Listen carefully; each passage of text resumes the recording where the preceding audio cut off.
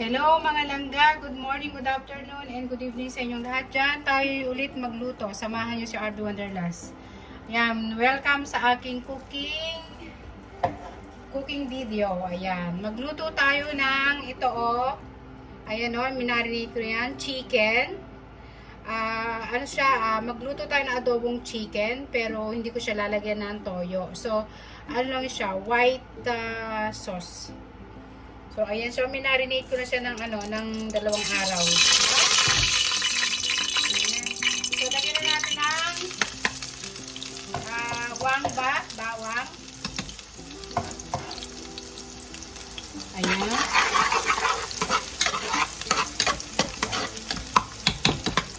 Ayan, lagay muna natin ang bawang. At pagkatapos, lagyan na natin ng sibuyas. Ayan. Adobo to, pero adobong white. Hindi ko siya lalagyan ng toyo, asin lang or patis or fish sauce. Kasi sabi ng aking madam, ayaw niya ng may toyo. Gusto niya ng chicken white lang siya. So, ayan, lutuin natin ang bawang sibuyas muna. So, ayan, may kilab shoutout sa lahat ng mga nanonood sa aking video. Please, don't forget to like and share my video and mag-subscribe na rin kayo. So, ayan ang langga. Niluluto natin ang bawang at sibuyas. So, ako lalagyan ko siya ng kamatis. Optional lang yung mga langka. Gusto ko lang may yung magandang kulay ng aking adobong puti na chicken. So, pwede hindi nyo lagyan. Optional lang yan. Pero ako gusto kong lagyan. Para makulay naman ang aking adobong chicken na puti. So, ayan. Haluin natin. Hanggat naluto ang bawang, sibuyas at kamatis. So, lalagyan natin ng mga spices or ingredients.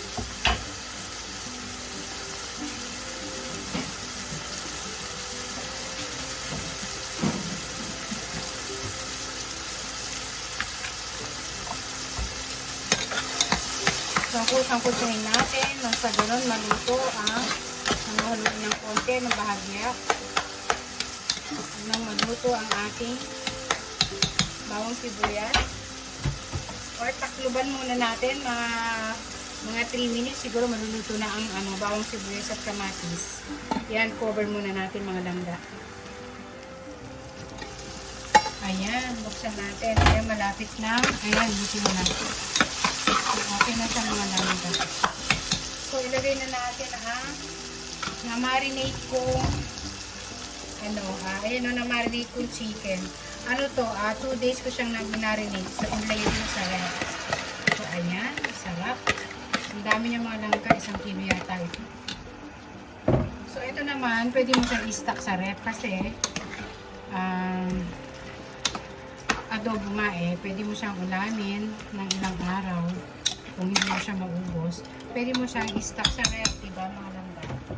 So, ito na. Lalagyan na natin ng mga ingredient na spices. Siyempre, powder pepper. Masarap yung maraming powder pepper. And ito, garlic powder.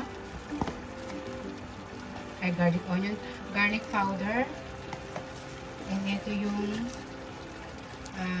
what is this? Garlic powder. So, garlic powder. So, lagyan natin ng ganyan.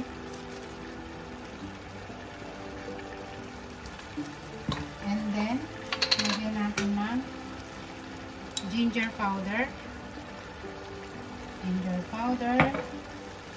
At saka, konting paprika. So, ayan lang, halu-haluin natin.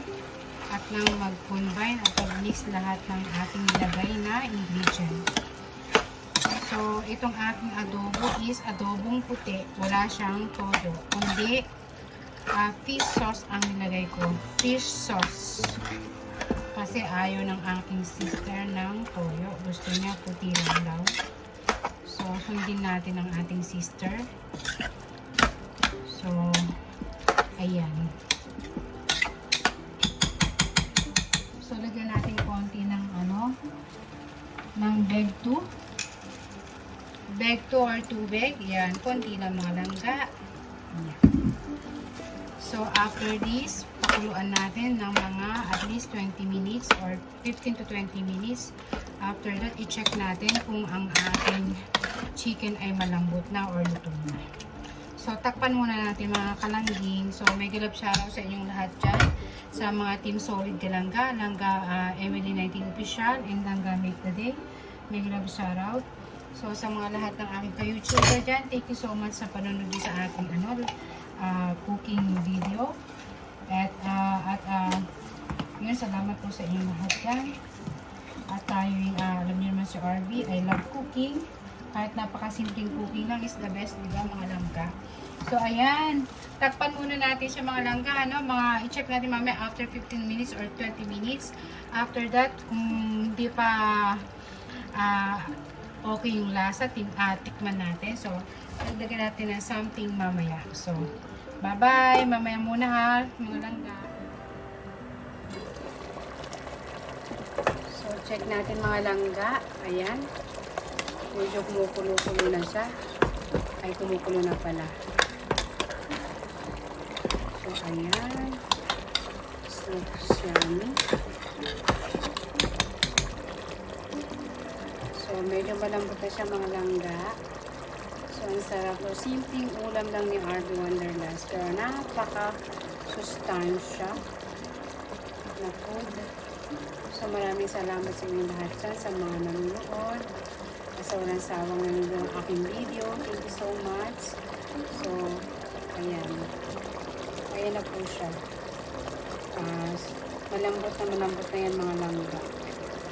Kasi madali lang naman lutuin ang ang chicken, diba? So, adobong chicken na kulay puti siya without soy sauce, kundi fish sauce ang nilagay ko.